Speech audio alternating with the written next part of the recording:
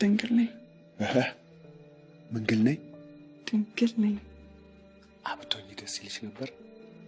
አሁን ነኝ። ይሄ የብዙ ሴቶች ምኞት ነው። አሁን ነኝ ያልኩ እኮ ነው። በቅርቡ ነው ያስረከብሽው? ያማል እንዴ? አረሳሹማ። ግድ የለም ይረሳል።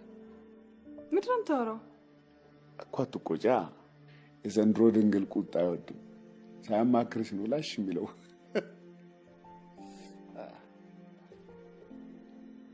አመንከኝ ማለት ነው? ኧረ እኔ አላመንኩሽም። ለምን? አሳይኛ። ምን? ስቀልድ ነው። አምኜሻለሁ። ግን በሰላም ነው? እስከ ዛሬ መቆየቱ ማለት እርግጠኛ ነሽ? በቅርቡ ቼክ አስደረገሽዋል? ስታስጠላ